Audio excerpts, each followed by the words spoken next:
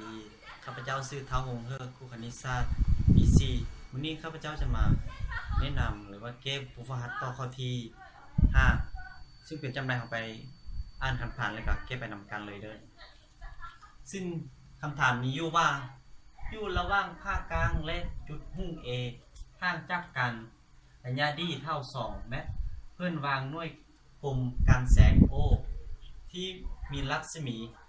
น้อยเท่า10เมตรเส้นชื่อ OA ตั้งฉากกับภาคกลางและระยะ OA เท่าดีจงคิดไล่รัศมีระยะของเงาหน่วยกลุ่มอยู่ภาคกลางใน2กรณีต่อไปนี้2กรณีที่1 d เท่า1เมตรกรณีที่2 d เท่า12เซนติเมตรแก้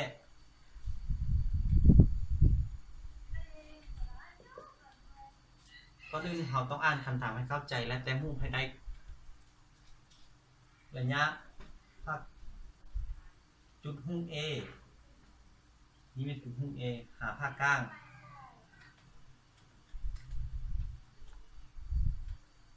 ตรงกลางสร้างเนาะนี่แม่นหน่วยกันแสง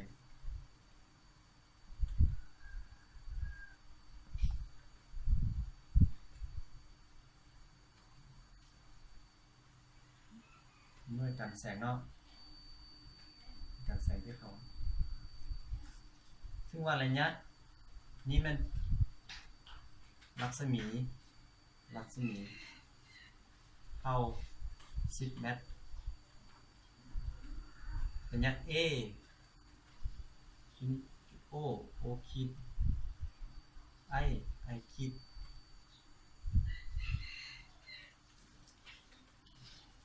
ระยะเต A หา I เนาะเขาให้มาแม่น2 D และ D มันเท่ากับ2เมตรระยะเต A หา O แม่น D น้อยเท่ากรณีที่1แม่นเท่า1เนาะแม่นระยะ D สิ่งที่เราฮู้แม่น D เท่า2เมตรรัศมีเท่า10เมตรกรณีที่1 D เท่า1เมตรกรณีที่1กรณีที่2 D เท่า 2.5 เซนติเท่ากับเราเปลี่ยนเซนติเป็นเมตรได้ 0.125 เมตรจากรูปตัวนี้เราจะอิงใส่หลักเกณฑ์ของตาเล็ดจะได้กรณีที่1กรณีที่1กรณี d เท่า1จากรูป 3j จากรูป 3j a o คิดและ a I คิด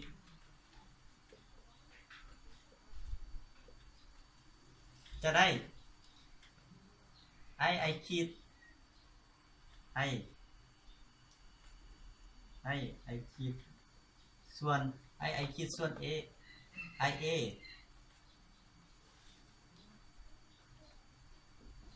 เท่ากับ O คิดส่วน OA O คิดส่วน OA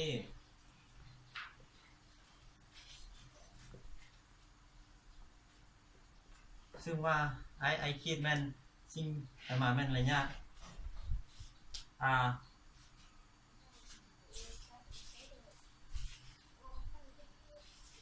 ส่วน IA แม่น D เท่ากับ O คิดแม่น R น้อย OA แม่น D น้อย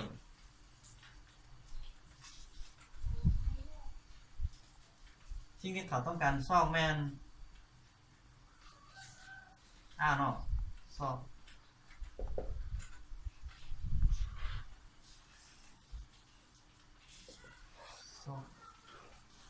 เท่ากับเท่าไหร่ ถอนเอา r จะได้ d คูณ r ส่วน d d d ใหญ่คูณ r ส่วน d น้อยเอาค่าไปแทนใส่เลย d d แม่น2คูณ r r r น้อยแม่น10ส่วน d เท่า1 2คูณ10หาร1ได้20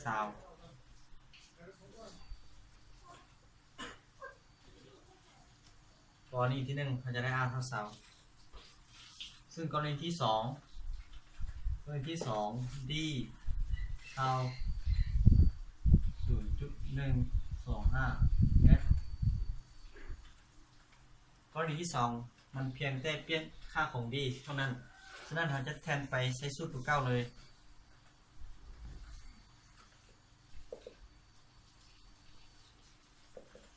เท่ากับ d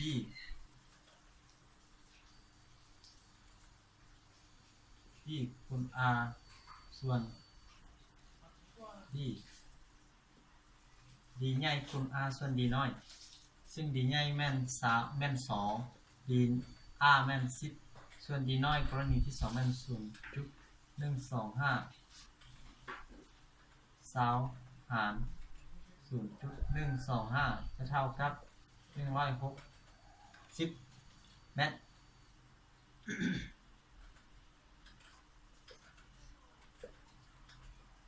ซึ่งอยู่ใน2กรณีนี้เราสังเกตเห็นว่าเมื่อเรายับจุดหุ้ม A ไปไกลเงามันจะน้อยลงหรือว่าสั้นลงเมื่อเรายับ A เข้าไปใกล้ภาคการแสงจะเห็นให้เงาใหญ่ขึ้นตั้งที่2กรณีนี้เป็นกรณีจะอยู่ห่างจากกลุ่มกันแสงตัวนี้จะเห็นให้เงามันน้อยกรณีที่2เป็นกรณีระยะห่างจุดหุ้ม A หานี้มันอยู่ใกล้จะเห็นให้ลักษณะหรือว่าเงาของมันง่ายขึ้น